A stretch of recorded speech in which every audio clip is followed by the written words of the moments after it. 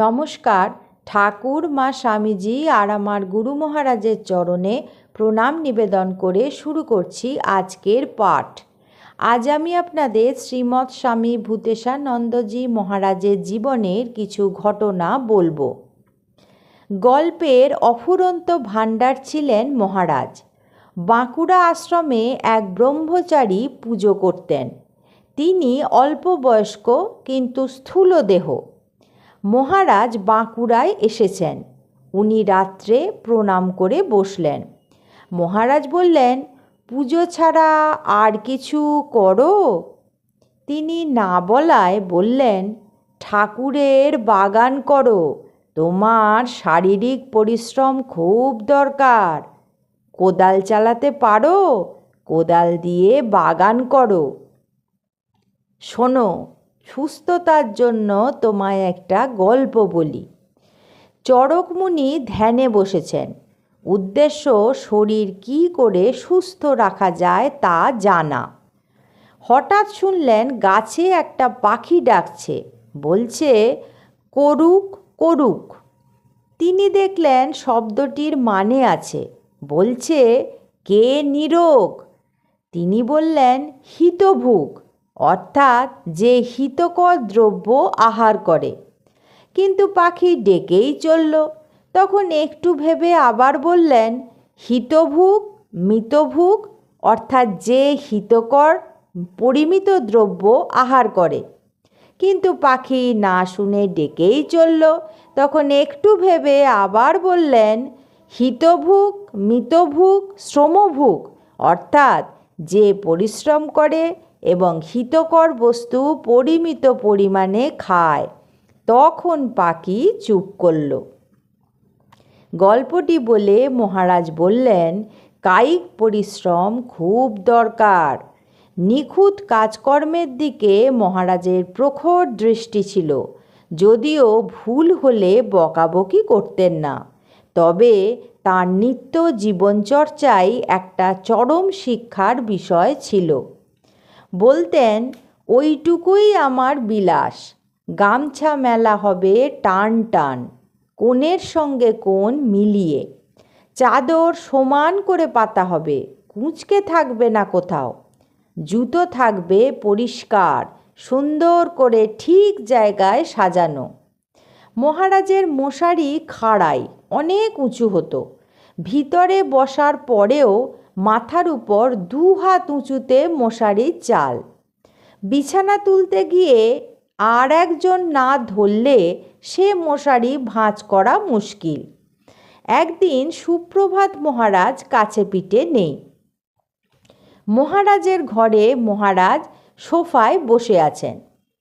তখন একজন মহারাজ বিছানা তুলে মশারি ভাঁজ করে একাই করতে লাগলেন। নানা বুদ্ধি করে এক মনে ঘাটতি পুষিয়ে নিখুঁত ভাঁজ করার চেষ্টা করতে লাগলেন। মহারাজ সেটা লক্ষ্য করছিলেন। বললেন, ঠিক হলো না। তখন ওই মহারাজ রেগে গিয়ে বললেন, একা এর চেয়ে ভালো হয় না। মহারাজ বললেন, তা একা একটু অসুবিধে বটে, তবে বেশ মনোপুত হলো না। কাপড় পাড়ে পাড়ে নিখুঁত মিলিয়ে ভাঁজ করতে হতো। মোজা পরানোর সময় মোজা আঙুলে গোড়ালিতে ঠিক ঠিক কোথাও একটুও বাড়তি না থেকে যায় সেদিকে খেয়াল রাখতে হতো।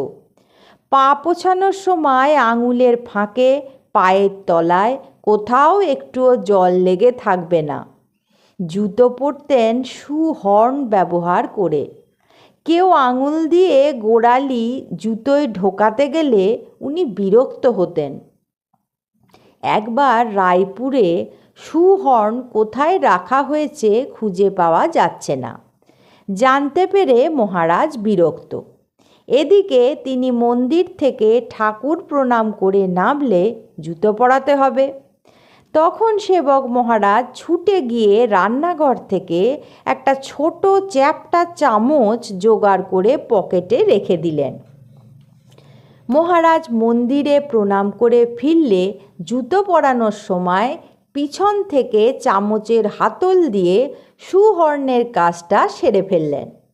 মহারাজ বললেন, কি দিয়ে করলে দেখি।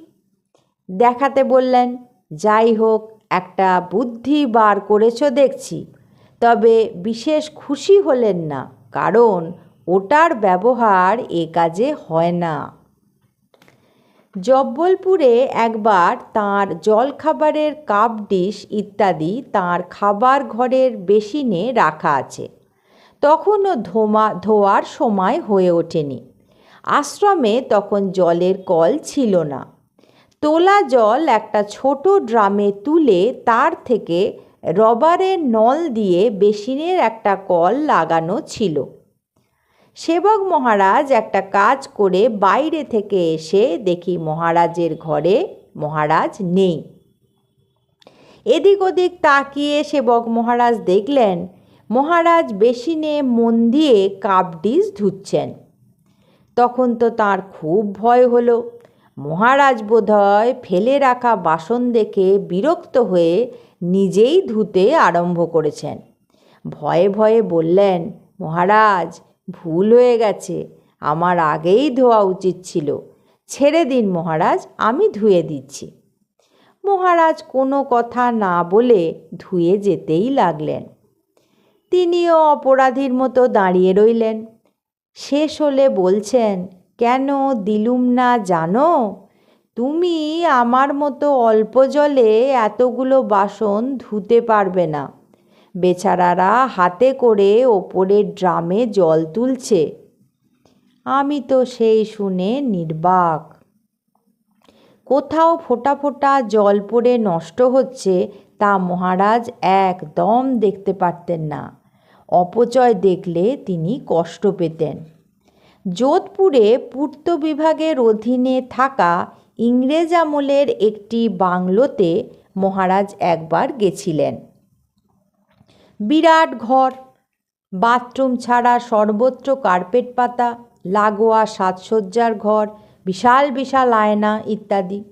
বাথরুমে মহারাজ প্রথমবার গিয়ে দেখলেন একটা কল দিয়ে প্রচুর পরিমাণে জল বেরিয়ে যাচ্ছে। বাংলোর কেয়ারটেকার বলল, খবর দিয়েছি, সারিয়ে দিয়ে যাবে বলেছে। স্নানের সময় বলছেন, এটা কেউ বন্ধ করতে পারলে না। কেয়ারটেকারের কথা তাকে বলা হলো। মহারাজ খুব অস্বস্তিতে রয়েছেন দেখলাম। মহারাজের খাবার সময় সেবক মহারাজ একটা কাঠের টুকরো কলমের মতো কেটে কলের মুখে ঢুকিয়ে খানিকটা কাপড় দিয়ে কোষে বেঁধে দিলেন। জল পড়া বন্ধ হয়ে গেল। দুপুরে বিশ্রামের আগে মহারাজ বাথরুমে এসে জল পড়া বন্ধ দেখে মহা খুশি। আমাকে ডেকে তখন বললেন, যাও, তোমার প্রমোশন দিয়ে দিলুম। আজ এই পর্যন্তই। পরবর্তী পর্বে আমি আপনাদের এরকমই কিছু ঘটনা শোনাব। ঠাকুর মা স্বামীজি আর আমার গুরু মহারাজের চরণে আপনাদের সর্বাঙ্গীন মঙ্গল কামনা করি। আপনারা ভালো থাকুন, সুস্থ থাকুন। নমস্কার।